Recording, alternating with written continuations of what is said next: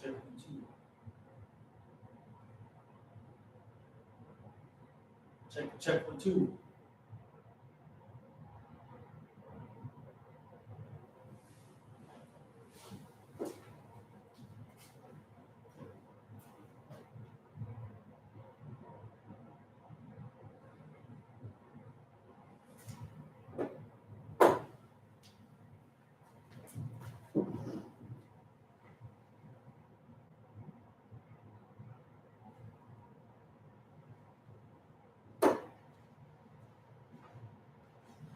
Check 1, 2.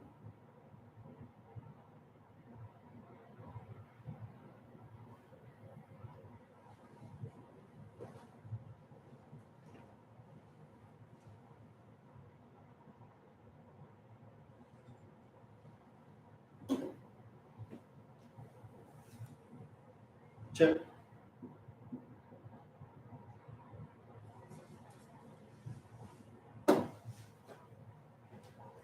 Check 1, 2.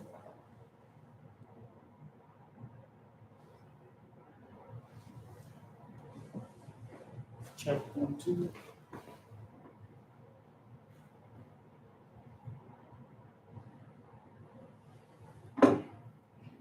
Check 1, 2.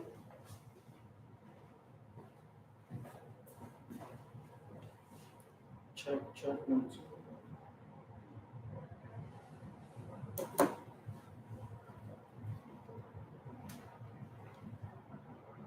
Check 1, 2.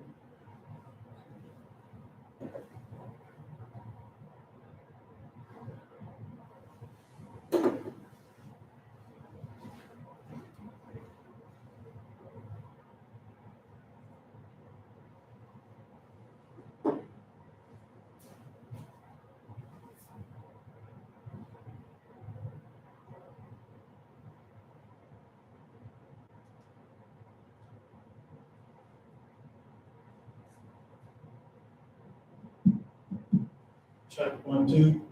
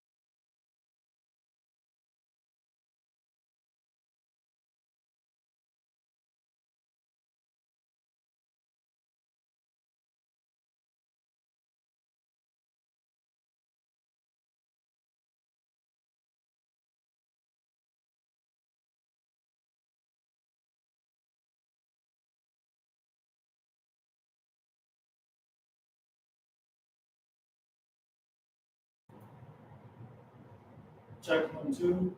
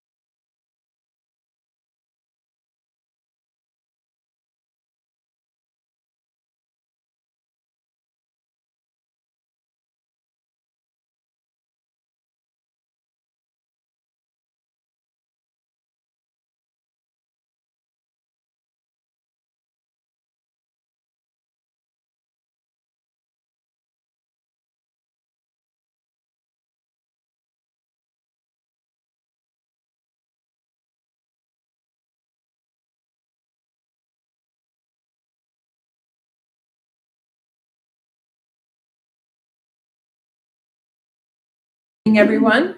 This meeting is being held in compliance with the Open Public Meetings Act and is open to the media and public. Notices were duly posted and the meeting was advertised in the Hunterdon County Democrat and Courier News. Formal action may be taken. Can I get a roll call, please? Mrs. Betterman. Here. Mrs. Fiore. Here. Mrs. Menzer. Here. Mr. Beach. Here. Mrs. Bogorski. Here. Ms. Ryan. Here. Ms. Wolf. Here. Ms. Hample. Here. One is absent. We can stand for the flag salute. I pledge allegiance to the flag of the United States of America and to the republic for which it stands, one nation, under God, indivisible, with liberty and justice for all. All right, turn it over to you, Dr. Hart. Thank you.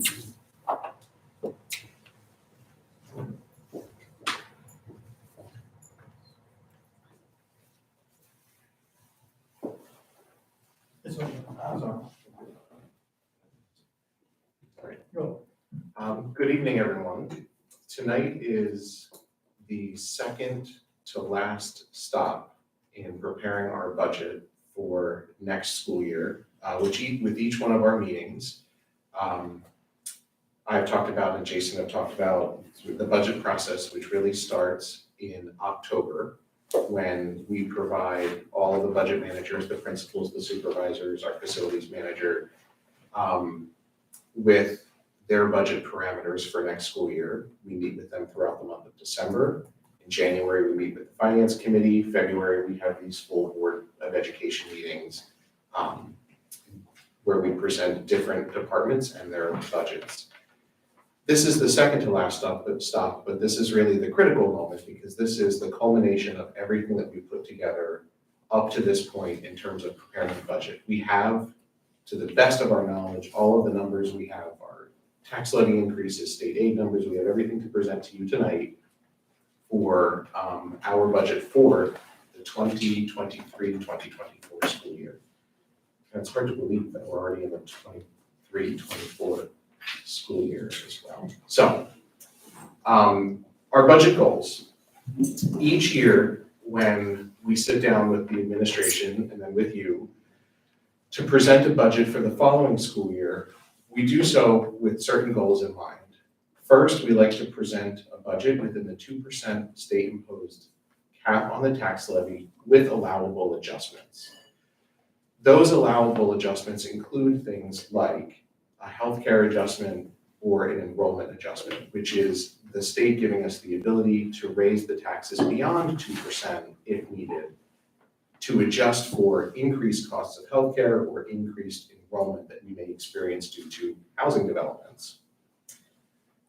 Secondly, and a segue, we have to prepare for enrollment increases from the new housing developments. So the Willows is complete and we have students enrolled in our district from the Willows, and currently being built is the Ridge at Reddington, and we anticipate those students arriving in our district by the summer. We want to balance our class sizes with scheduling efficiencies, and we'll have a slide about class size. We of course want to enrich students' academic experiences, and we want to adhere to our district strategic plan. Our 3 goals, which we talk about periodically throughout board meetings, which include inquisitive learning, social awareness, and our partnerships. So we keep all of these things in mind as we meet with each administrator over the course of the fall and into the winter, and then with you. So our enrollment forecast for 23-24. So our total anticipated enrollment is about 1,506 students, and this is anticipated. There's a couple of factors that we take into consideration here. First is the number of out-of-district students as well as preschool students. This is, we can project 5 out-of-district students based off of our current enrollment, but when it comes to preschool students, this is an estimate. We presume 134 kindergarten students in district. This is based off of our current kindergarten enrollment, but as of March 10th, you'll see that there were 60 students registered for Three Bridges and 65 registered for White House. Now, parents and families have between now and September 1st to register their child, so these numbers can fluctuate. There could be a couple of students that don't come. There are likely more students that have not yet registered in our district that will come. So we anticipate those numbers going up, northward of about 70 students each at Three Bridges and White House. This also anticipates 111 new students from the Ridge at Reddington. And this is based off of the Rutgers formula as well as the Willows projections that we made for the Ridge at Reddington. So if, for example, this is just hypothetical, we achieve all of the students that we anticipate after the Ridge at Reddington is built, the likely largest capacity of enrolled students that we would have next year, or maybe even in the second year, would be about 111 new students across our entire district, grades K through 8. So that's 9 grade levels. We did include them in our projection if in the event all 111 students arrive in our district. So we are prepared for that if need be. And our current enrollment is 1,420, which includes our 7 out-of-district students. So you can see that the real game changer here is that 111 potential students from the Ridge at Reddington. Those are the students that may push us above 1,500 students next year. Here's our enrollment history with our projection. Take a look here. So what this gives you is our actual enrollment. Jason, this is based off of the October 15th ASSA count, correct? Yes. Yeah, okay. So October 15th is a key date in public education. That's when we do what we call the October 15th count. So this is the official count by the state that provides them with our enrollment numbers. You'll see that this is actually up until the 23-24 school year. These are actual enrollment numbers from October 15th. You'll see in 21-22 that there was a little bit of an increase. That's an enrollment adjustment that we received a couple of years ago if we wanted to go beyond the 2% tax levy. That little bump in student enrollment provided that for us. We anticipated in 22-23 that we would have the Ridge built. It's a little bit behind schedule. So you'll see a little bit of an enrollment decrease, but we're starting to see students move into our district and move into the Ridge at Reddington. Currently, I think we projected 10 currently for March here, but I think it's up to 12 most recently.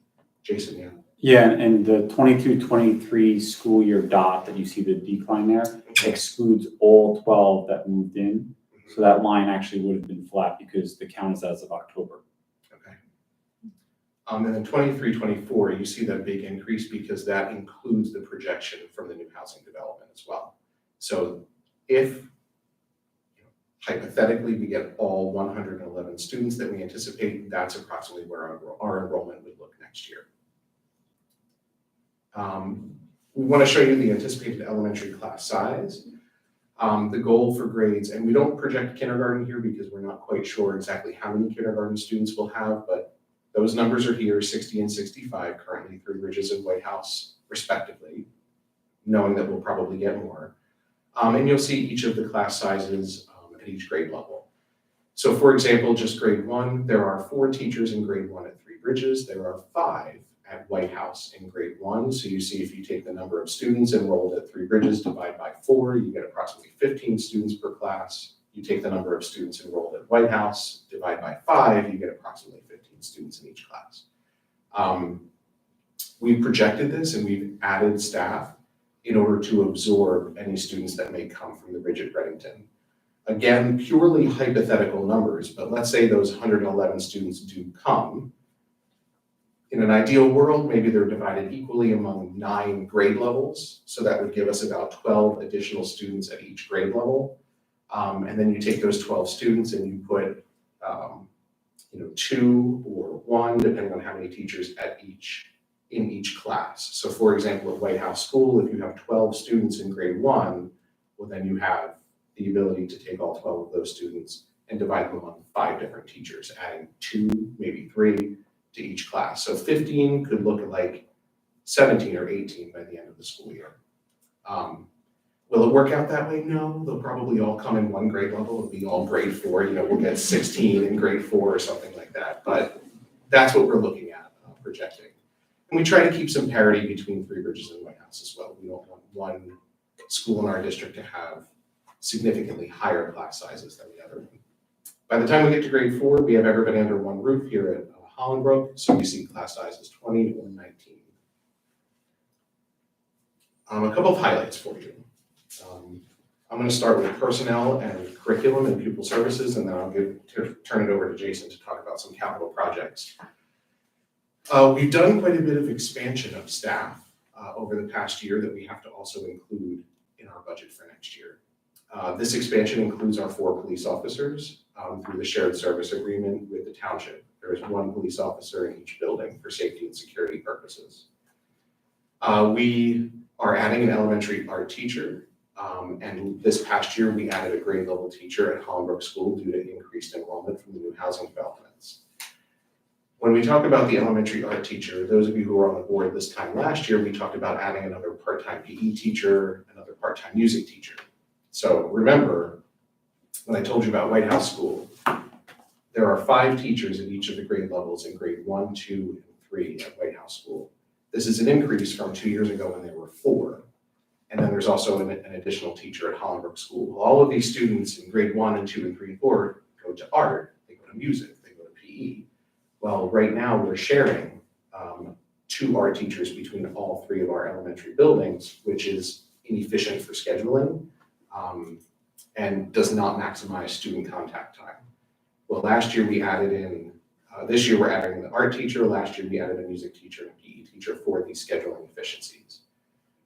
We've also added a new behavioral disabilities program teacher and preschool disabilities program teacher as well. These are currently this year that we have to build into the budget for next year. We've expanded our English language learner teacher from part-time to full-time. We've created a part-time curriculum office secretary position. We've reallocated a teaching staff position to accommodate some of these additional needs. And we've increased wages for substitute teachers due to the state minimum wage. We've increased wages for bus drivers in order to be competitive and align with the market. And we've added in a little bit of money, just a couple of $1,000s for recruitment and retention services and stipends. For example, stipends or gifts, things that we can give to our employees as a thank you to them, as well as any services that we might want to try in the future. This past year, we piloted an agency to help us with some communications, media communications to get the word out about job openings. So we're going to look to see if we wanted to continue that in the future. We've built in some contingency into our budget for personnel. Under curriculum and pupil services, we've expanded some special education programs. Having self-contained, these are considered self-contained programs, behavioral disabilities and preschool disabilities programs, having them in district provides a great deal of benefits. One benefit that we put here is this saves the district a cost of sending students to an out-of-district placement. That includes transportation and out-of-district tuition. But even better, what this provides for our district is the ability for students with disabilities to stay within our district and be educated with their peers. They can have the same friends from the neighborhood and see them in school and sit with them at lunch and go to art class and music class with them. And this is called the least restrictive environment. It's our effort to provide the least restrictive environment where our goal would be to keep our students with disabilities as integrated as possible with their general education peers. We've expanded our extended school year program. This is for students with literacy disabilities and other disabilities like students that receive services through speech, our learning and language disabilities program, our life skills program. We've enhanced our after-school student intervention activities through the YMCA, Huntington Learning Center, virtual homework help. We've added some mental health services through Huntington Behavioral Health and an employee assistance program as well. Both of those programs are paid through the ESSER ARP fund, the COVID federal funding from the government. We have also achieved some work with our strategic plan this year where we have provided some additional curriculum writing time for the teachers to integrate sustainability programs, climate education, SEL, inquiry, field trips. We have a directory of partnerships. All of this is found on our website. And we've provided the teachers with some stipends to integrate all of this into the curriculum. And we've continued to work toward our strategic plan, which many of you saw in the board tours. So I'll turn it over to, are there any questions from me? We can take questions later at the end too, but is there any question on any one of these slides as I turn it over to Jason to talk about capital projects? Thank you, Dr. Hart. You're welcome. So I've been with the district around 5 years, and during that time, we've done about $8 million in capital projects. All that has been funded outside the tax levy increases through capital reserves that we've socked away over the years. And that is a tremendous accomplishment done by the Finance Committee, as well as the Green Committee through PPA agreements and other things that don't impact the local tax levy. Compared to surrounding districts, Flemington, North Hundred, and Voorhees, who have done referendums, which have increased the tax levy dramatically. So we've been cognizant to try to keep the tax levy low while still maintaining our building and grounds. So we've recently accomplished finishing the roof at Hollenberg School, and we are now moving over for capital projects next year, the roof at the Reddington Middle School. So we are planning on doing the back gym as well as the art room at Reddington Middle School, including in the gymnasium in the back, we are going to install HVAC. So that is one of the few areas where we do not have air conditioning. So we are going to add that capability to the back gym. One of the other big things that we've been doing over the past couple of years is bathrooms. So we have redone the bathrooms at the elementary schools, at White House and Three Bridges, as well as now we did it at Reddington Middle School. Now we are moving on to adding bathrooms.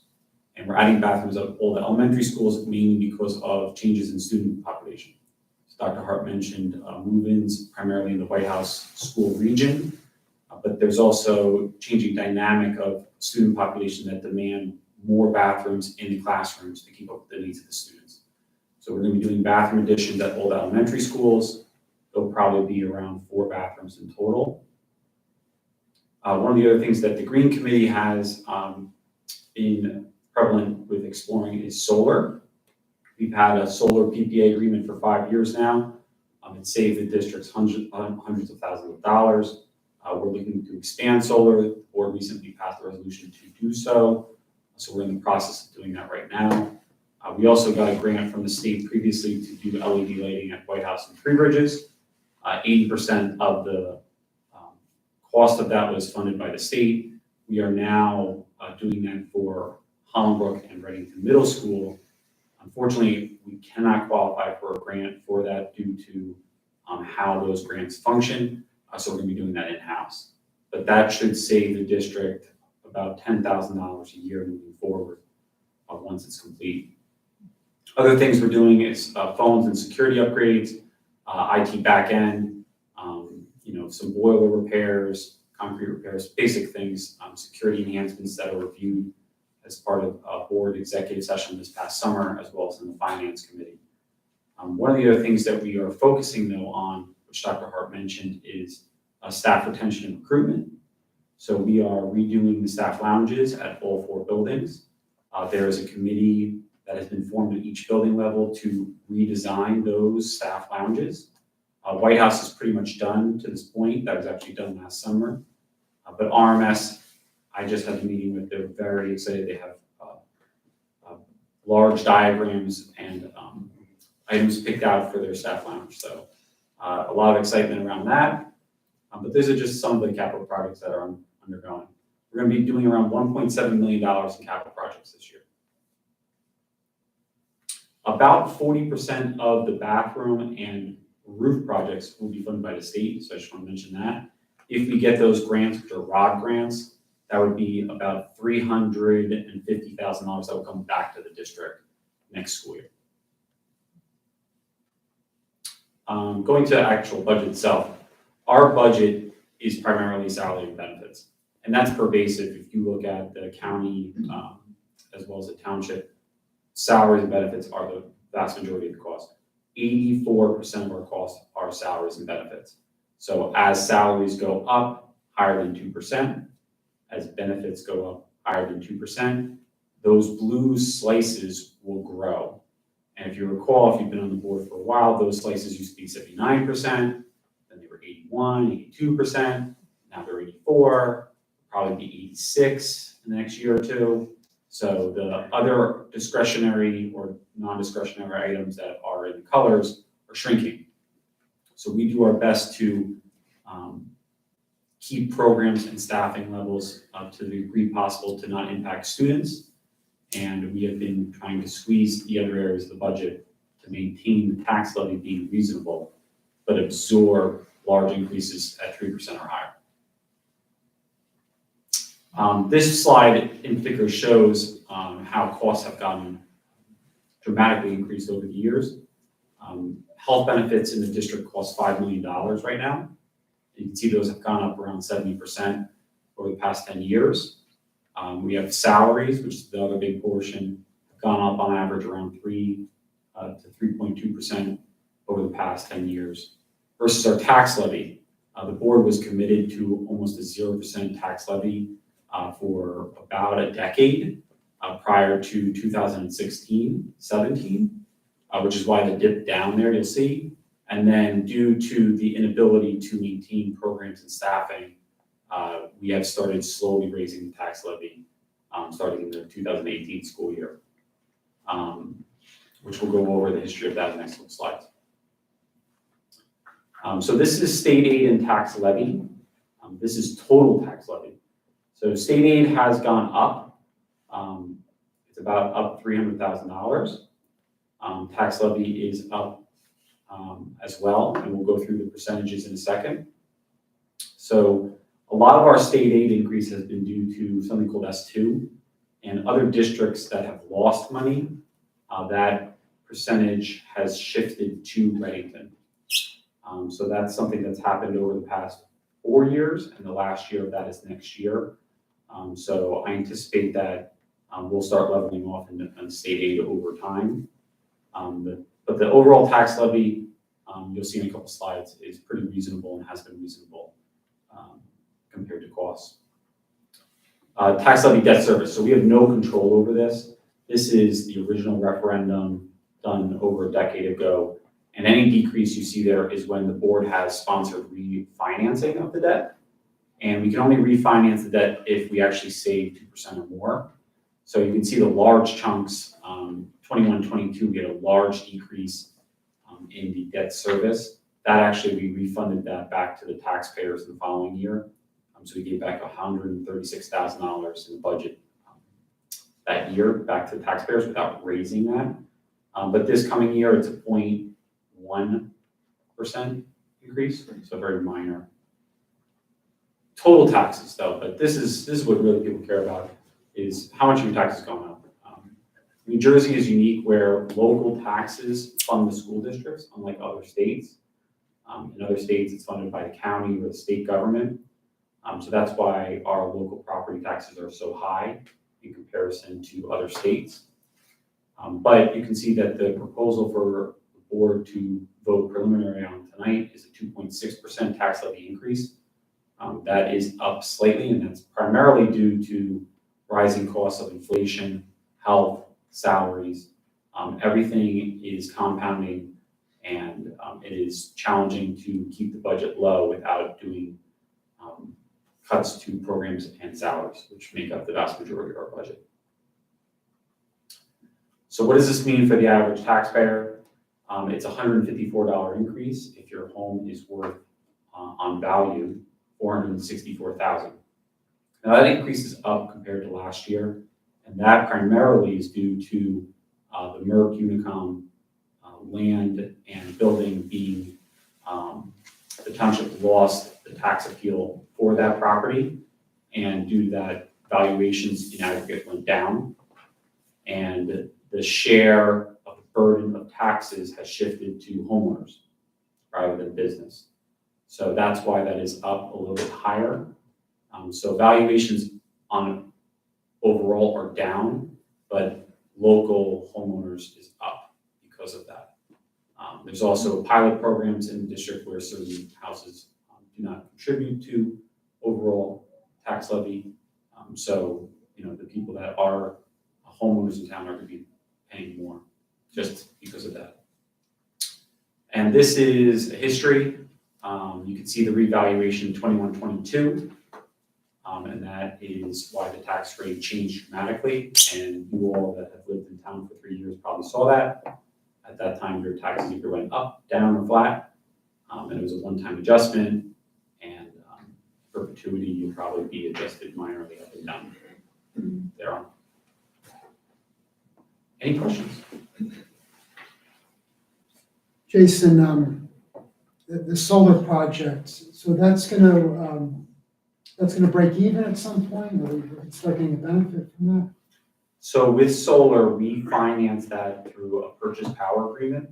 So there'll be no impact to the tax levy. The way it works is all the fees relating to that, the architect, lawyer, and the primary too, will probably be $150,000 to $200,000 in total. When we go out to bid for solar, the winning contractor will actually give us a check for that dollar amount. So we will pay the architect and the attorney based on that, and the vendor will install everything at their cost. And instead of paying the utilities directly, JCP&L and PSAG, we will pay the contractor who built the solar. It's at a reduced rate, lower than the utility rate. So the district over 15 years saves the difference between the utility rate and the solar PPA rate. So it may end up being something like $12,000 to $15,000 per year we'll save. Once we hit year 15 and that we pay off what we owe to the contractor, year 16 through 25, we get energy basically for free. Because we have paid off the contractor goes away, we own the panels, they're warranted for 25 years. Okay. And a question about the 40,000 to the law firm. Want me to wait until we talk about the finance report, or? Well, you can ask that. Or, I mean, it was just the first time seeing it. It seemed excessive to pay. But are we actually paying that, or something? Are we getting that through a grant? We will be paying the $40,000 if you board approve it this evening. They are proposing 8 months of installment payments for that. The $40,000 would be recouped based on when we bid out the solar. So solar will give us a check back for $80,000. So the vendor will actually be paying for our attorney for the PPA. So the $40,000 we will upfront pay over 8 months. And then the contractor, probably in July or August, will actually send us a check to cover the $40,000. Okay. But what is that for, actually? Drafting up the actual bid that we have to put out to solicit, as well as when we receive bids, they will review them for responsiveness. And then they'll go through and we establish a committee to evaluate who we would pick for a vendor. They will actually review to make sure we didn't violate any statutes. All right. I mean, it's that complex that's. It is, and that's why. It just seems like a lot, that's all. It is a lot. If you compare that to our Fogarty and Howard bills, who's our board attorney, that annually is around $70,000, and this one project is $40,000. So in comparison to that, it is a lot, but compared to what we paid 7 years ago when we did the original PPA, that was in the ballpark of like $75,000. So, it's cheaper than it was 7 years ago, but in terms of work, it's complex. So minor amount of paperwork, but complexity of rules and statute. Thank you.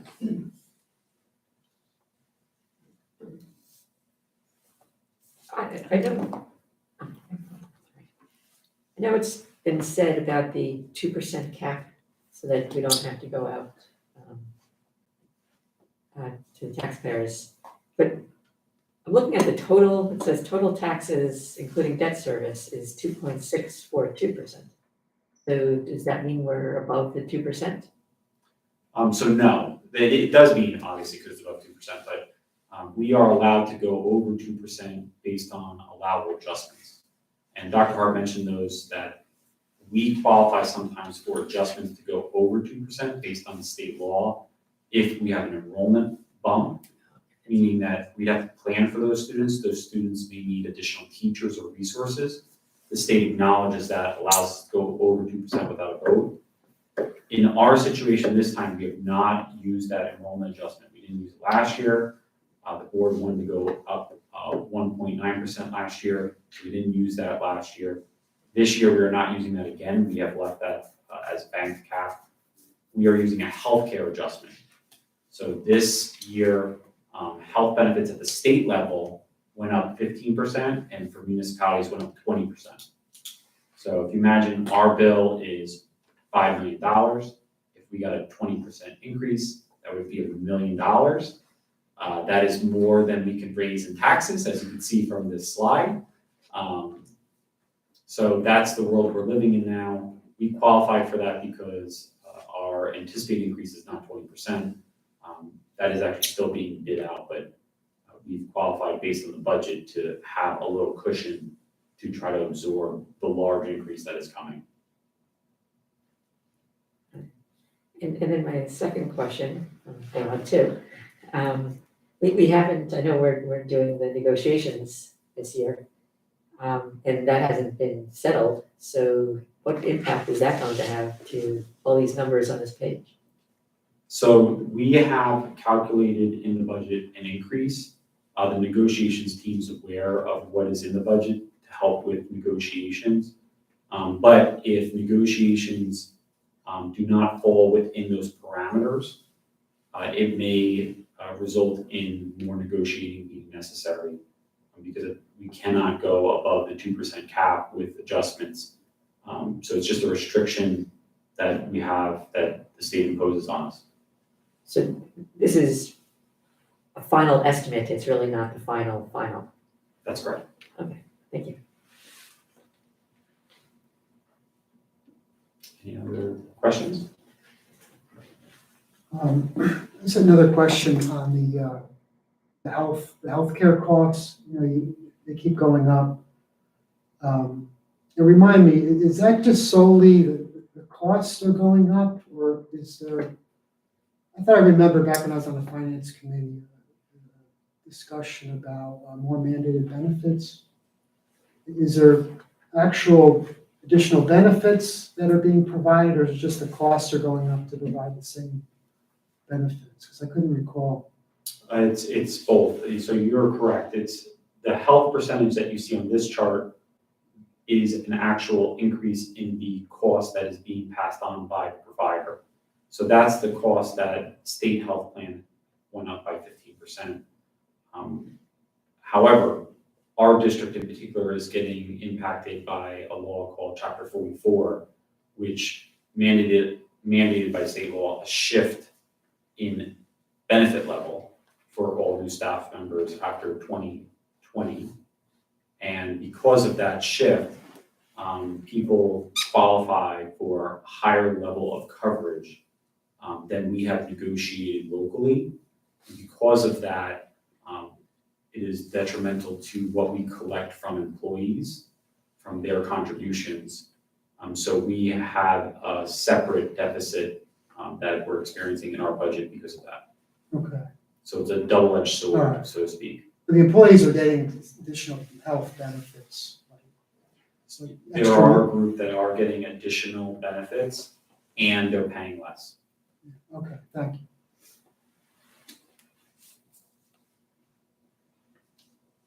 Any other questions? Well, thank you, appreciate it. Thank you, Jason.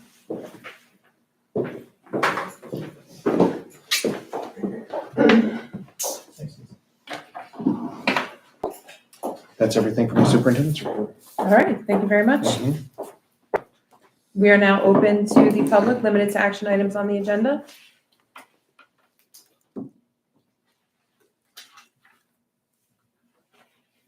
All right, moving on. We had correspondence. We had emails regarding the book. Moving on to board action. Can I get a motion to adopt 1.01 through 1.02, approval of administrative reports? So move that. Second, Karen. Any questions or comments? Not hearing any. Can I get a roll call, please? Ms. Betterman, Yes. Ms. Fiore, Yes. Ms. Benser, Yes. Mr. Beach, Yes. Ms. Bogorski, Yes. Ms. Ryan, Yes. Ms. Wolf, Yes. Ms. Hamel, Yes. passes. Moving on to approval of minutes. Can I get a motion to adopt 2.01 through 2.02? So move that. Second, Randy. Any questions or comments? All right, can I get a roll call, please? Ms. Betterman, Yes. Ms. Fiore, Yes. Ms. Benser, Yes. Mr. Beach, Yes. Ms. Bogorski, Yes. Ms. Ryan, Yes. Ms. Wolf, Yes. Ms. Hamel, Yes. passes. Moving on to finance facilities, can I get a motion to adopt 3.01 through 3.17? So move that. Second, Karen. And we have a committee report. So So the committee, Thank you. so the committee met on Wednesday, March 8th at 9 a.m. One was the budget update, state aid. Our district received an increase in state aid of $269,000 for a total of $2.4 million.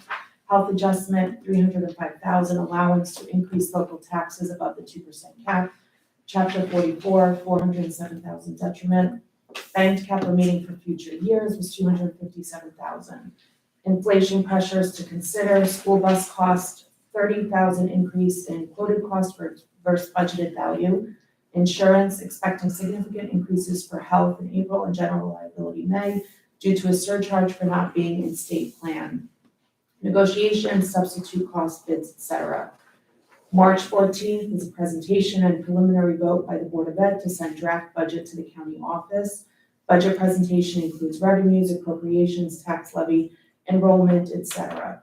Proposed budget includes the general fund of approximately $32.3 million and state aid of approximately $2.4 million, tax levy of 2.6%. April 25th will be the vote by the Board of Ed on the final budget. May, publication in newspaper on budget. Proposed bus driver guide, branch work settlement, table to April will also discuss incentives. Proposed cafeteria aid guide, cafeteria aids are funded through cafeteria funds. There is no impact to tax levy. Due to minimum wage increases and inflation, the new proposed salary guide included $1.25 raise, $1.25 hour raise. It was agreed we accept the new salary guide.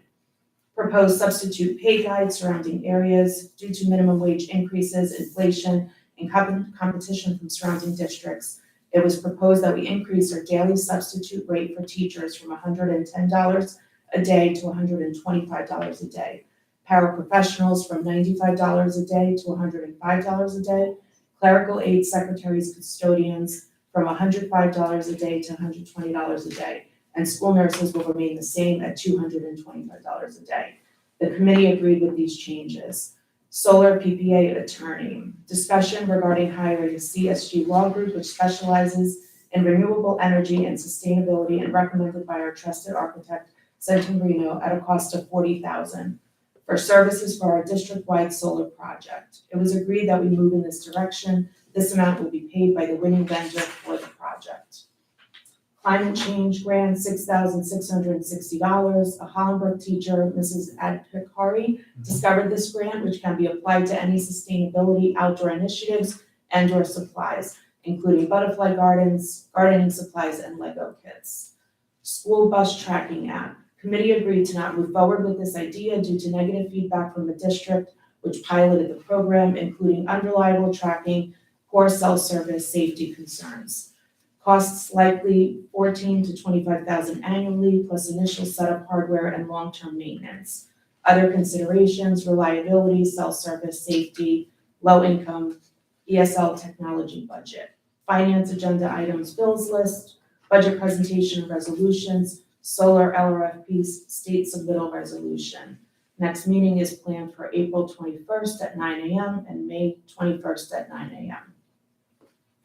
Do we have topics? Thank you. Thank you, Mrs. Ryan. Any questions or comments on the minutes or the action items, all 17 of them?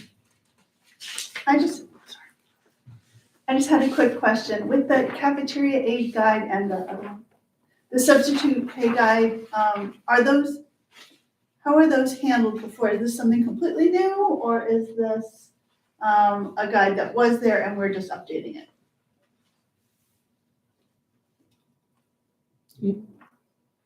These guides currently exist, and we discussed in finances updates to these guides.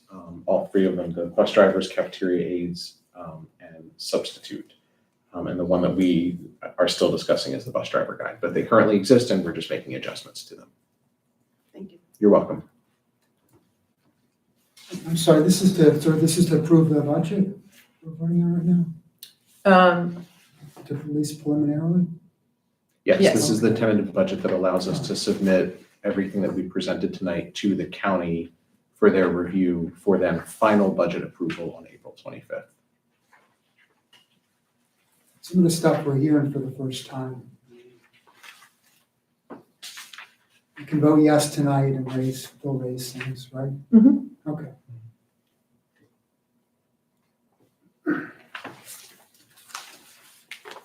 Any other questions or comments?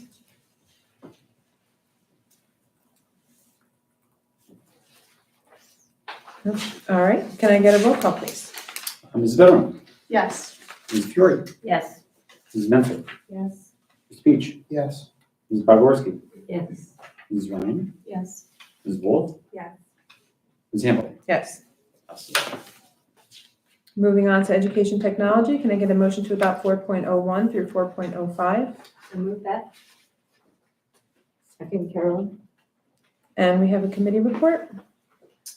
Yes, we do. The Ed Tech Committee met on March 10th. The first item we discussed was the Tier 3 Mental Health and Hunterdon Behavioral Health program at Reddington Middle School. Mr. Tumalo and Ms. Harris gave a presentation to the committee on the school-based counseling services provided at RMS in partnership with Hunterdon Behavioral Health, funded through federal ESSER funds. The program has received positive feedback from students, staff, and parents. There is a need for expanding the program since it is currently at capacity. The recommendation is to increase counseling services to 5 days at RMS next year. Next, we discussed the Parent Academy agenda. Mrs. Cryle gave an update on the schedule of workshops and student presentations that are planned for Parent Academy Night. This event will be held on Tuesday, March 28th from 6 to 8 p.m. at Hollenbrook School. A registration link has been set to all parents via Genesis. Registration closes on March 15th, although I do think there was an email that it was extended. I don't know when the date, do we know? Next Thursday is the 23rd. Okay. That sounds right. Does that sound right? Registration will be extended to the 23rd. Next, we discussed the mid-year diagnostic data. Dr. Brown and Ms. Pouch presented the mid-year iReady diagnostic data to the committee. Overall, the district has exceeded the mid-year 50% growth target for each grade level, which is a fantastic achievement. Students are steadily closing the learning gaps caused by the pandemic. Then we discussed a brief update from Dr. Hart about the YMCA after-school clubs for grades K through 5 and Huntington Learning Center tutoring. That's for grades 6 through 8. Both of them were recently introduced. The YMCA clubs have been very well attended. The Huntington Learning Center tutoring has fluctuated in attendance. A more thorough report will be given to the committee at the close of the programs. Next, we discussed the Climate Awareness Education Grant, which Ms. Ryan had discussed. The State of New Jersey Department of Education grant of $6,660, according to our agenda. This is to be used this fiscal year. The district plans to use the funds for HBS environmental resources, professional development in the area of sustainability, and other items tied to the curriculum, including student supplies, curriculum materials, Lego kits, items to enhance wildlife habitats at the schools. And then we scheduled our next meeting for April 20th at 8:30 a.m. Thank you, Mrs. Fiore. Are there any questions or comments on the report or the action items? I just have a question on the field trip for Hollenbrook. It says approximate cost to parent is $50. How do we handle that for families that financially maybe can't provide that? Because that seems like a bit of a cost for a field trip. There's a way we handle that through the school nurses and the business office. So we will be able to cover those costs. Okay, great, thank you. Can I just add something quickly about that field trip? So I had similar questions, Ms. Ryan. This is actually the river trip. It's a location change. So they're going to Dwarf Farm in the spring. So it's the same, that cost was actually from the beginning of the year, so there's no additional cost. So that was already paid out. So it's a two-part trip, and then the educators are in the classroom and working with the students throughout the whole year. So just wanted to clarify that. I had the same exact question. Thanks for clarifying. Yeah, no, that's good. Thanks. Hence the asterisks that we added to the Yeah. agenda, right? Any other questions or comments? All right, can I get a roll call, please? Mrs. Bitterman, Yes. Mrs. Fiore, Yes. Mrs. Mentor, Yes. Mr. Beach, Yes. Mrs. Bogorski, Yes. Mrs. Ryan, Yes. Mrs. Wolf, Yes. Mrs. Hamilton. Yes. Moving on to personnel, can I get a motion to adopt 5.01 through 5.06? So move that. Second, Jennifer. And we did not have a committee report. Any questions on the action items?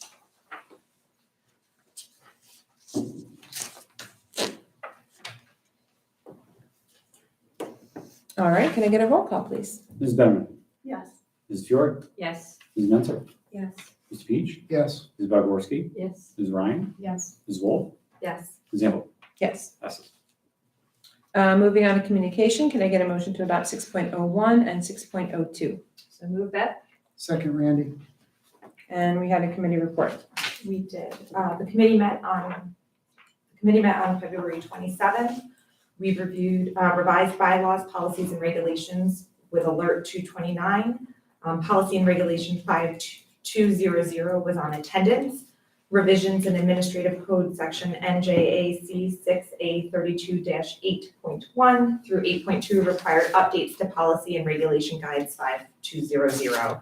There are rules for excused and unexcused absences, for reporting absences in the school register in accordance with state and federal reporting requirements pursuant to NJAC 6A32-8.1 through 8.6 and provided in Section A of the updated Regulation Guide 5200. Committee members discussed the distinction between excused and unexcused absences for the school district locally and for the school register for state and federal reporting purposes. Policy Guide 5200 also adds the definition of parent and the word retention in the second paragraph. Policy and Regulation Guides 5200 are mandated and must be adopted by the board. We also discussed Policy 5512, harassment, intimidation, and bullying. We discussed on August 29th, 2020, after our July Board of Ed meeting, where we adopted the most updated HIB policy based on revisions to Administrative Code 2017 and revisions to Anti-Bullying Bill of Rights in January 2022. The NJDOE provided districts with an updated model for prohibiting HIB. Therefore, another update is being made to incorporate all the minimum model policy language. In practice, the changes are minimal, but the Policy Guide 5512 is updated to match the model policy. Changes include a new NJDOE approved reporting forms, which are HIB 338 forms, and a student intervention plan for a student who is an offender in 3 HIB incidences within 1 school year. Also discuss Policy 8140, student enrollments, and Regulation 8140, enrollment accounting. NJAC 6A32-8.1 and 8.2 were recently revised, and Strauss Esme has updated Policy and Regulation Guides 8140 to reflect the changes in Administrative Code. Regulation Guide 8140 has been revised to include the newly created definition days in membership that was added to NJAC 6A32-2.1, replacing definition for average daily attendance. The requirement to keep separate registers depending on a student's grade or classification has been removed and is reflected in revised Policy Guide 8140. The equation for calculating average daily attendance has been removed, and Regulation Guide 8140 has been revised to reflect this change. The data collection process for the application for student school aid has been revised to assign data collection responsibilities to the superintendent or designee and the school business administrator / board secretary or designee. There are also several minor edits to both Policy and Regulation Guides 8140 to reflect changes to the language in NJAC 6A32-8.1 and 8.2. Policy and Regulation Guides 8140 are mandated. Also discuss Policy and Regulation 8330, student records, recent revisions in Administrative Code Section NJAC 6A32-2.1 and NJAC 6A32-7.8 required revisions in Policy and Regulation Guides 8330. The revision in Policy Guide 8330 are minor, with most of the changes being in citation and language updates. The majority of these revisions are located in the Regulation Guide 8330, and the Regulation Guide 8330 has been revised to align with the appropriate Administrative Code sections. And with committee members discussed the changing verbiage from District Board of Education to district, because the requirement is administrative in nature. We discussed the school calendar for 2022 to 2023 and the snow give back day. Cell phone policy discussion was tabled to our next meeting due to time. So reviewed advocacy, nothing new with teacher retention - pensions, revision of definition of sick leave under 18A and chapter 44. Relevant board goals are to be discussed at the next meeting. Press release tentative topics included March, which was due February 15th, the new member bios, which has been published, summer enrichment for April, pupil services by Mrs. Beagle, and advertise the BioSwal celebration. For May, mental health and SEL, themed around Mental Health Awareness Month from Mr. Tumolo, And June, Green Initiatives, How We Celebrate Earth Day in April, from the Green Committee Chair, School Principals, Final Budgets from Mr. Bohm, and Governor's Educator of the Year from Mrs. Harris. Agenda items are Policy 5200 Attendance, Policy 5512 HIB, Policy H140 Student Enrollments, and Policy 8330 Student Records. Our next meeting is scheduled for March 27th at 4 p.m. Thank you, Ms. Swoll.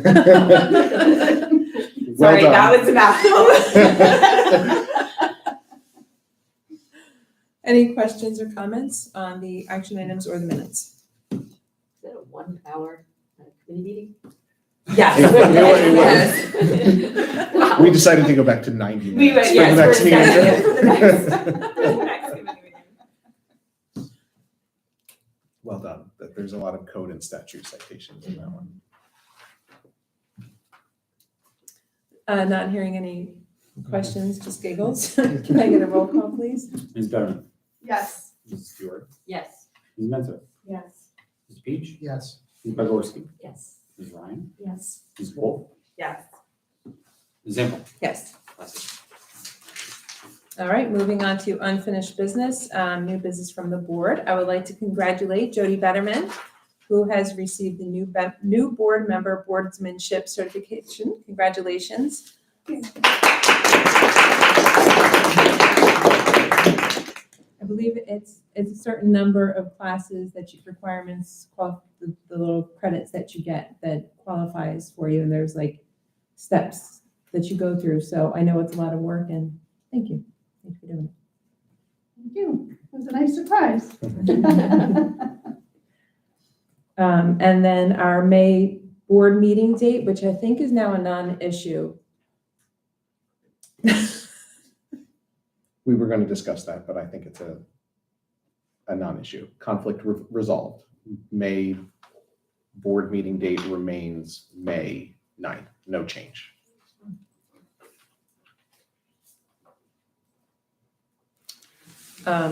Any other new business? In regards to old business. Do I do that now or? Yes, sorry. But which is, it's, oh, there's a little number there. It was unfinished, which was the old, sorry. I skipped right over that. It was under the staple. I can speak now. Yes. So in regards to the book challenge, having now read the book, reread the committee's report, listened to the community members and parents, I think we should take it to a vote. So I would like to make a motion to remove Me, Earl, and the Dying Girl from the Reddington Middle School Library.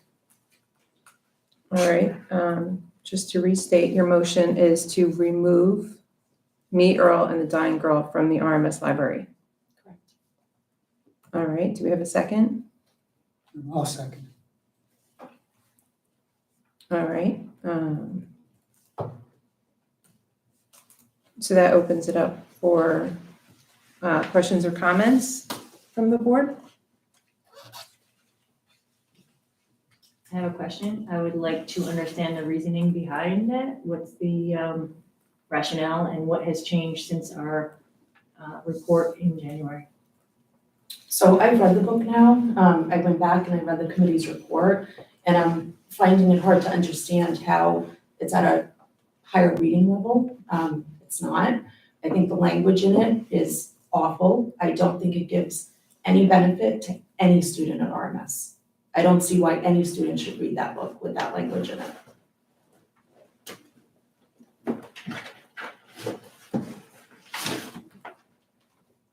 Pulling out my paperwork. A little dramatic.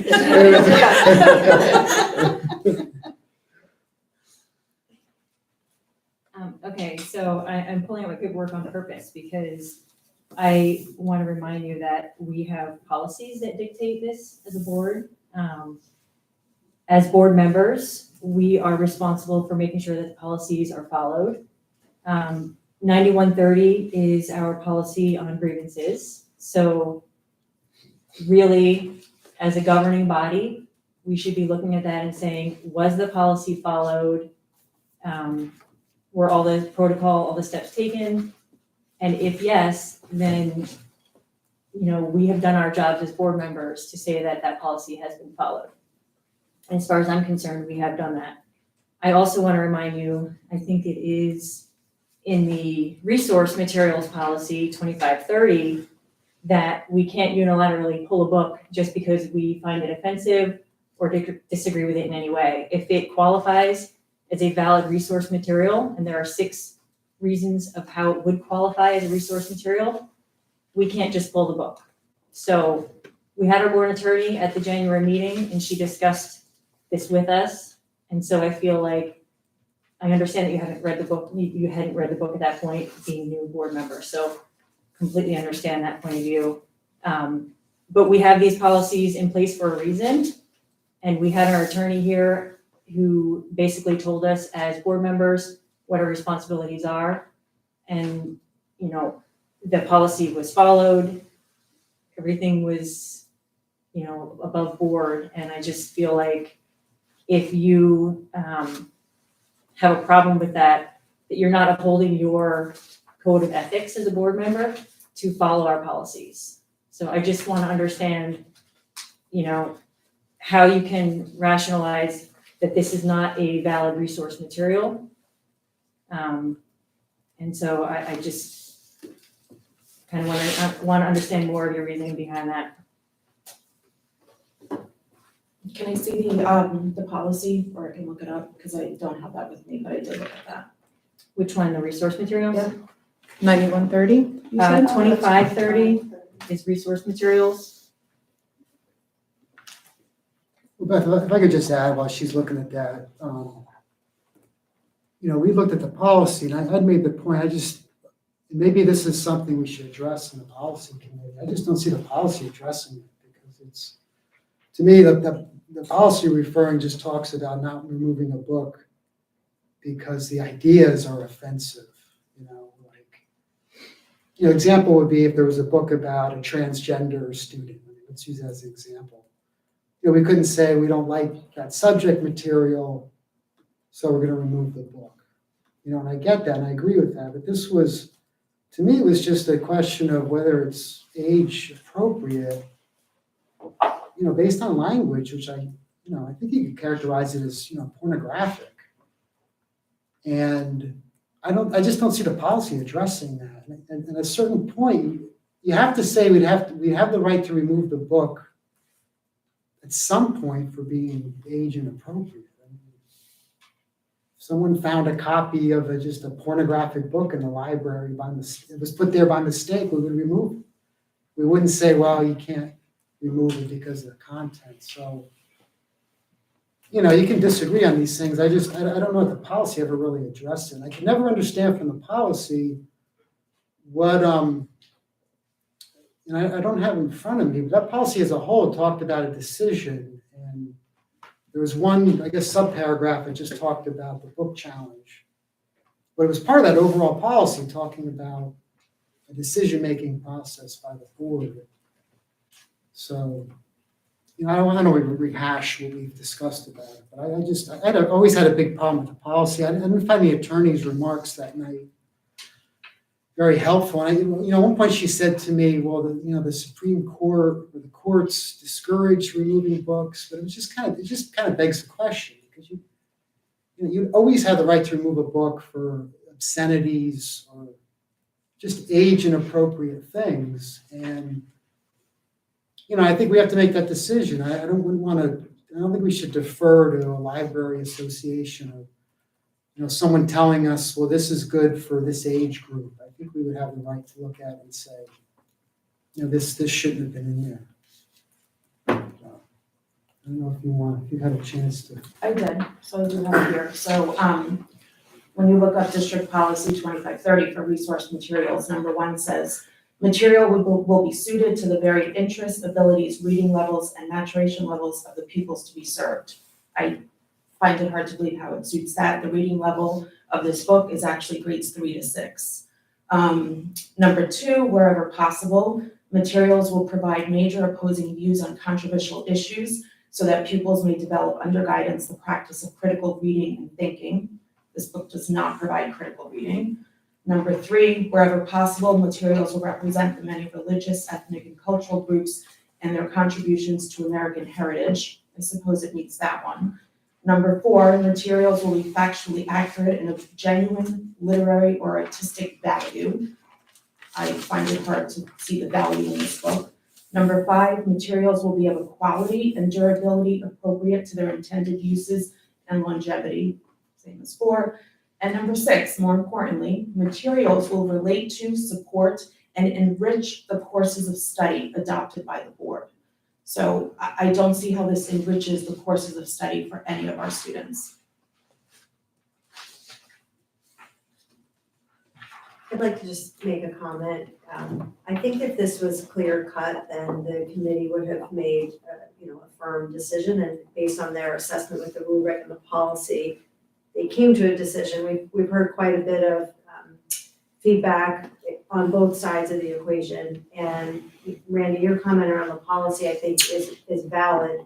As a board, as elected members, we would have more effect if we were to look at the policy rather than to go book by book through the library, which is neither practical nor possible. So I would just encourage all of you to think about what we're here to do with regard to our obligation with policy, and that might be a better place to start rather than trying to go through the book, the library in its entirety, which is just not reasonable, nor is it our role. Thank you. Any other comments? Mrs. Betterman? I really haven't expressed any opinions on this up until now, and I was on the board when this first came to our attention. The book challenge was brought forward, and I guess I just want to say that I really do. I was the policy chair when we adopted the updates to 9130 and 2530, and we were really trying to be very thoughtful at that point when we updated those, thinking about things like a book challenge actually happening. And now that we've actually been through it, I do think that Randy is correct. Maybe there is some value in sending it back to policy committee for maybe some of the lessons we've learned to be incorporated into that policy. And I do think that that has value. But from a process perspective, having watched it, I did not read this book, and I did not get overly involved in what the Ed Tech committee was doing, but I watched it to see that the policy that we adopted in the policy committee was adhered to, was followed, cross-section of, community member as well as educators were involved in the process. A second meeting was even added to make sure that an additional staff member and a parent had time to read the books in their entirety. Like, I really feel like the process did what it was intended to do. Again, if there are improvements, I have no problem with sending it to the policy committee for us to look at it again. But without using my own judgment, whatever my personal opinion is for my family, I just want to say that I just support the process, and we've seen the report, the rubric and the scores that were given were all fairly high for all of the areas by this committee that was convened. And so to me, it's a pretty convincing argument for the conclusion that was made, which was for this book to remain available in the library. And so I just wanted to say that I totally support that, and I support the staff and the people who are involved in the process. And so I would not be in favor of unilaterally recommending that this book be removed. I would be much more in favor of it going back to a policy committee review. Thank you. Any other comments?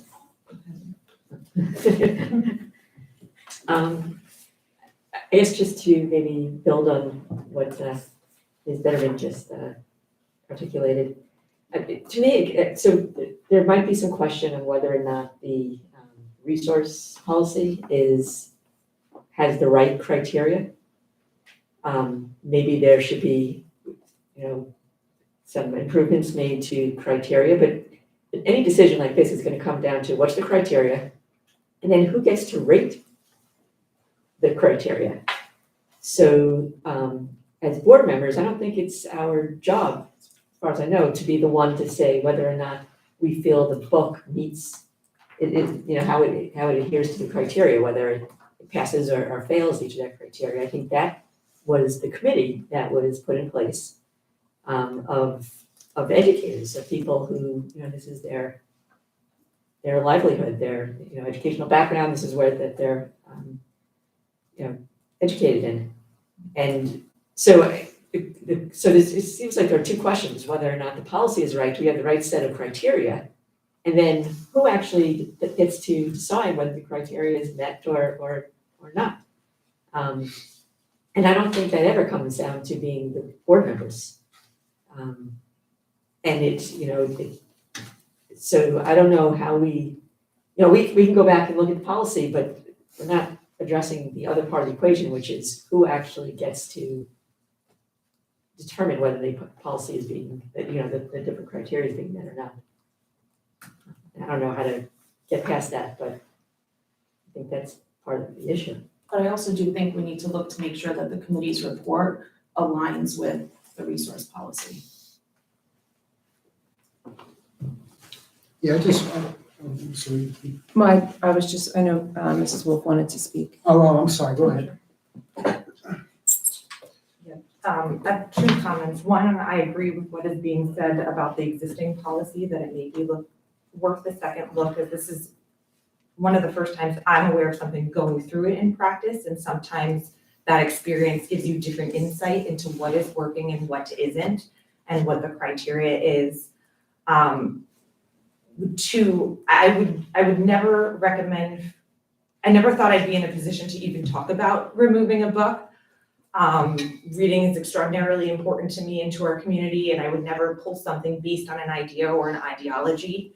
My concern is with pervasive vulgarity throughout the book and the age appropriateness for 6th, 7th, and 8th grade library. We're not talking about a public community library, but the age appropriateness for students in our district. And I was surprised both by the vulgar language that is pervasive in the book, which to me is different from an inappropriate word being included versus something being repeated multiple times. And also the fact that our policy doesn't look into that when determining the age appropriateness. So I think that those kind of two themes are something that I would want to look into further. Thank you. Oh, just following up on Carolyn's point about the criteria, I found the criteria part of it a little strange because it's the book. The inquiries seem to be, does the good parts of the book outweigh like the vulgarities in it, which seemed to me odd because the criteria never went to, what the parents were complaining about with the language. It just went to how good of a book it was. And, I don't think that can really be the standard, because you could say that half the book could be just pornographic language, but be within a good story. There's a lot of books out there that adults should read, but we wouldn't necessarily put them, in middle school. So that's all. Thank you. Thank you. Okay, I have to say that the recommendation, or I'm not saying the exact title, the report of the reconsideration committee dated January 17th actually goes through the 1 through 6 resource materials criteria and addresses those in that rubric. So you can go back and look at those, but as I think Mrs. Betterman said, the ratings were all very high. So the average scores were, 4.67 out of 5 felt that the criteria was met very well. So just so you know that was the intent. The rubric was to match the criteria in the resource materials. Secondly, I want to say as a board that we do not approve resource materials. That is something that is done through administrators and superintendent. That is not the board's area. We approve curriculum. We don't approve resource materials. So I just want to clarify that. Thank you.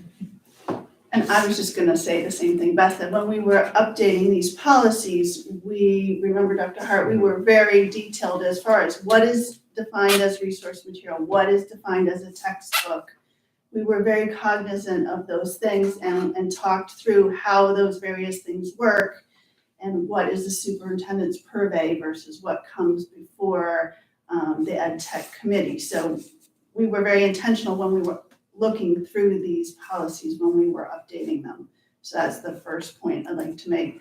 The second point I'd just like to say, just because I might have a slightly different demographic than other board members, is my 7th grade daughter in RMS is the youngest of my family. So her experiences and what she might be exposed to are different than if my oldest child was that 13-year-old in 7th grade. So her oldest brother is 21. So my family and what she may have access to even within my home with adults, children living in the home is very different than, you know, if my oldest child was 13 and they might not be exposed to that. So I think I'm just speaking to people that, you know, have younger children in their home. It might be at a very different place in their life that, you know, there might be a situation where it could be that, you know, that was an appropriate selection for that student to make because they're in a very different place in their lives than someone who has very young children in the house. And I would not speak for others about whether that was appropriate in anybody's family at any time. But for my own family, I might decide that it is appropriate at a point of time if my daughter said that she was interested in accessing something or something like that book. So I just sort of want to share that there are many, many different perspectives. Mine is just one of many. I would never speak for other families, but I think it's important to understand that when this reconsideration committee's report came and we looked through it, you know, we're looking for all children who may or may not be able to understand or have a need for the material that's in a book such as this book. And I think it's spoken to in that committee report when you look back on it as to what the benefits are to having a book such as this versus the challenges of having a book like this, which I understand are many. I'm very respectful of that. I just think that we're here for all students and we must try to think that way as we go through this and keep in mind that we hire Dr. Hart, he hires appropriate professionals who have a background. And, you know, I guess I'm saying that I'm just in support of the process and the people that we have in place to do those things. Thank you. I think we're ready to move on. With the vote, I do want to thank everybody for being respectful and sharing their differing opinions. I think it's a good lesson in civility. Make a policy on that. Jason, if we get a roll call, please. Wait, can you just, what do we say, what Yes, we're sorry, voting I on? should do I that. want to make sure I do that. The motion is to remove the book Me, Earl, and the Dying Girl from the library. So a vote of yes is to remove the book, a vote of no is the book remains. Thank you. You're welcome. Ms. Vedder? No. Ms. Fiore? No. Ms. Menzer? No. Mr. Peach? Yes. Ms. Bogorski? No. Ms. Ryan? Yes. Ms. Wolf? Yeah. Ms. Sample? No, Motion doesn't pass. thank you. Moving on, we are now open to the public Can I for, just- No, is this about that? I'm going to change the subject totally. Well, I just wanted to ask if there were a consensus, I don't know if there were, to have the policy committee look at the policies, that's something we do by motion so or? we could take a motion or it could be a recommendation from the superintendent or the board president. I thought I heard a consensus for the policy committee to review the policy. To be clear, it's the resource materials policy. Is that the one that we're going to review, the one that sets the criteria? Yeah. That's what I thought I heard. Just correct me if I'm wrong. Okay. I'll bring that to the policy committee. Thank you. I don't have an issue with that. This Friday is a staff and service day. I just wanted to mention this. So the teachers are here on this Friday. One of the nice surprises, although it's not a surprise anymore because we announced it for the teachers, is we have 4 food trucks that are going to be here on district property to provide lunch for the teachers. And we have a whole bunch of donors that have donated like little tickets for the teachers to get a free lunch. And I think we have a lot of giveaways and things like that sponsored by the HSA and the RTEA, as well as the district administration, who all donated to this effort. So Friday is a day for staff only, no students. And a fun day, if anybody wants to stop by and get food from a food truck, you can. And then don't forget, Monday is also a day off for staff and students. Schools are closed for the snow contingency day. Thank Well, you. it was a change in topic. That Marley's Food wings and trucks. things. Yeah. I just mentioned it as part of our effort for staff retention, recruitment, staff morale. I think it's important for you to know that this was a concerted effort on the administration, HSA, and RTA's side. Thank you. Yep. Appreciate that. Sure. Is there any other new business before I? Okay. Moving on, open to the public, anything on or off the agenda?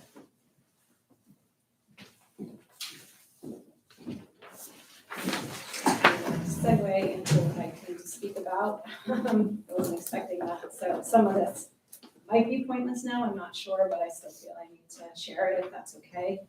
I'm following up to the emails that I sent to the board regarding my questions about the policy that you put in place for me and Enrollment, the Dying Girls. So I realized that the book was recommended to stay, but there was a policy now in place for this book that restricts the other students. And as for Dr. Hart, it states that the book is circulated in grade 8 only, and if a 6th and 7th grade student wanted the book, this would be a conversation with the ELA teacher and the parent. It is this collaboration that would determine the maturity level and if the book can be checked out by a 6th or 7th grade student. In my email, I explained to you that this policy goes against the principles for intellectual freedom, the Library Bill of Rights, and the librarian's responsibility to protect students' privacy.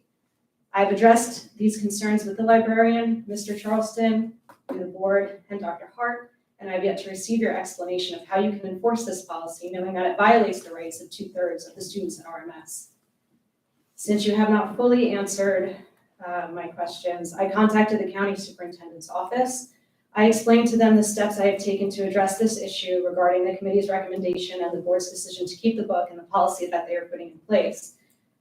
They were very helpful in explaining the appeals process at the state level. I did try to call the state. Every voicemail box was full. No one would answer any extensions. I tried several times. I went back to the county superintendent's office.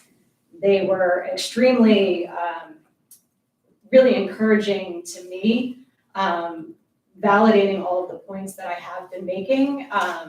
And after our conversation, I emailed the Office of Intellectual Freedom, and I asked them the following questions, which will sound very familiar because the same ones I asked all of you. Can a school librarian reserve and circulate a book to one particular grade level? And can a school librarian call a student's parents and or consult with their teacher to determine the maturity level in order to allow a student to check out a book from the school library? It is my understanding that once a book has been selected for the school library, it should be placed on the shelf without restriction and available to all students.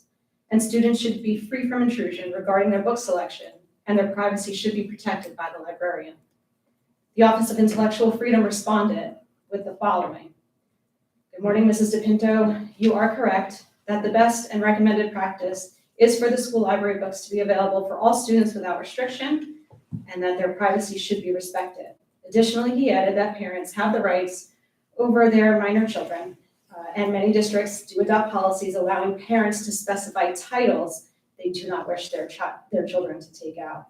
This approach, though, would not have privacy implications, unlike your requirement to call a parent for approval prior to checking the material out or consulting with their teacher to determine maturity levels. I find it hard to believe that the librarian was not aware of this, especially since she is Is that my timer? I think so. I have a paragraph left. Is it okay if we continue? Thank you. Especially since she is the president of the Hunterdon County Library Association. The book challenge form that I had to fill out asked, in what ways does the material fail to support the district's commitment to intellectual freedom as expressed in the American Association's Library Bill of Rights, the National Council of Teachers of English Students' Rights to Read Statement, and the First Amendment of the United States Constitution. In the letter I received from Dr. Hart when the board decided to keep this book, it referenced the First Amendment. It's very evident that the district is aware that this policy goes against all of these principles. I was told that I do not have the right to restrict the reading choices of other people's children, yet that is exactly what you are doing by reserving this book to only 8th graders. I'm just wondering why you apply this to me when I challenge the book, but disregard it when you accept the committee's report and create this policy. And why have a book that jeopardizes the integrity of the library and the librarian. Age appropriateness and community taste is considered during book selection process to avoid this exact situation. Ms. Singer told me herself that she did not read this book cover to cover and that she was unaware that this information was in it. And that led me to believe that this was a true mistake. This is the only book in the RMS library like this to my knowledge. I've done a search through Destiny to see, and I really feel Ms. Singer does consider age appropriateness and stuff like this when she's selecting the books for the library. So I really felt this was a genuine mistake that had she had read this book prior and saw all this language in it and the unnecessary sexually explicit material, she probably would not have selected it. You, the board, were the final arbiter on this decision, as per Dr. Hart, that you were the final arbiter on this decision. And I would argue that your arbitration was not thorough when reviewing the committee's recommendation and my book challenge forms. Because if you really are champions of intellectual freedom, then your policy should really bother you. I even explained that right in my book challenge. I explained how you really can't have this book in the library if you're going to have to restrict other students from reading it because it's not age appropriate. Since the Office of Intellectual Freedom has confirmed my argument that this policy violates your commitment to the Library Bill of Rights, which the school has adopted, and you have acknowledged this book is not appropriate for 2/3 of the school by the restriction you have supposedly put in place, the only proper course of action to me is, it seems, to remove the book altogether. I hope you are looking at this as, or I hope you stop looking at this as something that you need to win. I really hope that's never what this was about. I've seen the emails between the committee and everyone through the Oprah request, and that leads me to believe that there was a guidebook handed to you from the New Jersey Association of School Librarians, how to handle book challenges, and a lot of what was in the committee's report was very similar to other book challenges that I've seen. For me and Enroll a Dying Girl, a lot of it used the same terminology like windows and mirrors and a lot of that stuff. So it just seems that there is, that it's almost like it was more about not letting me remove this book, even though I feel I was speaking on the majority of our community. And I hope you start looking at this as the right thing to do. It's your responsibility to represent the concerns of the citizens and to set good policies that directly affect our children. Thanks. Thank you.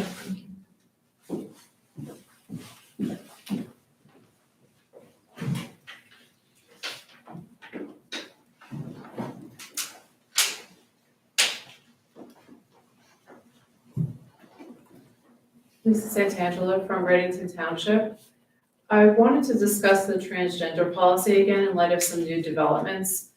I would like to preface that we all have people in our lives that are part of the LGBTQ community, including myself, whom we love and support. This is about parental rights and what is happening to the thousands of children who now question their gender and don't fit the gender dysphoria profile.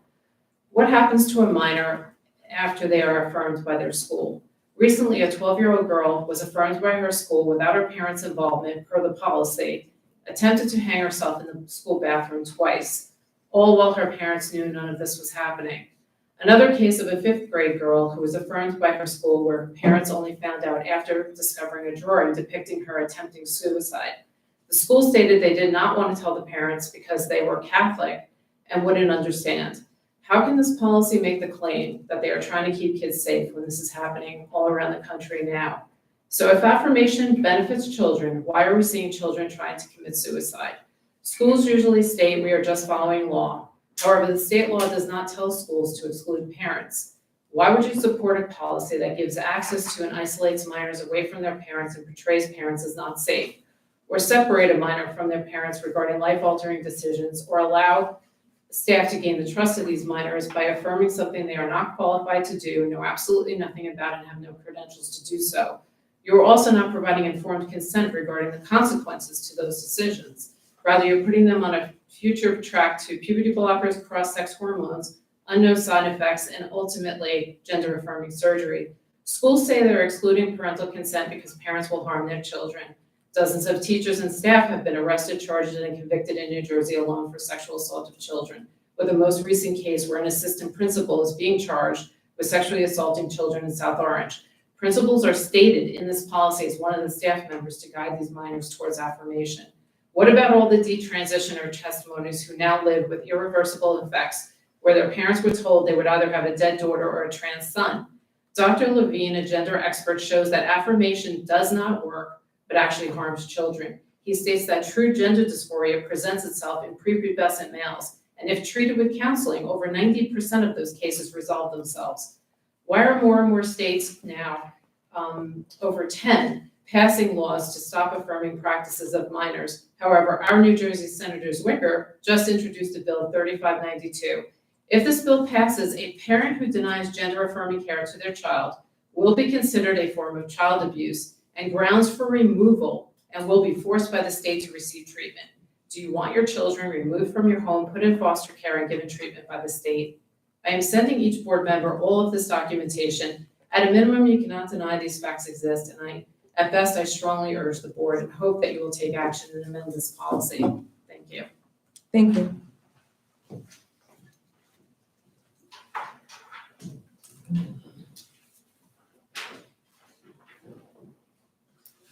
Are there any comments online? No, there's nothing in the chat. Okay, that closes public comment section. Can I get a motion to move to executive session in accordance with the Sunshine Law to discuss negotiations and HIB for approximately 30 minutes, at which time the board expects to return to public session where action shall not be taken. The matters discussed will be made public if and when the circumstances requiring confidentiality no longer exist. However, it is not presently known when such circumstances will exist. So move, Beth? Second, Randy? And a roll call, please. Ms. Betterman, Yes. Ms. Jory, Yes. Ms. Menzer, Yes. Ms. Beach, Yes. Ms. Barbarsky, Yes. Ms. Ryan, Yes. Ms. Wolf, Yes. Ms. Epple. Yes.